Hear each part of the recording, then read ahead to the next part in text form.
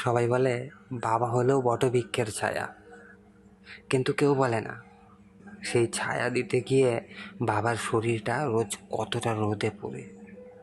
আমরা যখন বন্ধুদের সাথে দামি রেস্তোরাঁয় বড় বড় বিল মেটাই, তখন বাবা হয়তো অফিস থেকে ফেরার পথে 10 টাকা বাঁচাতে 2 মাইল রাস্তায় হেঁটে বাড়ি ফেরে, ছেঁড়া জুতোটা সেলাই করে পরে, যাতে তোমার পায়ে সবচেয়ে দামি জুতোটা ওঠে।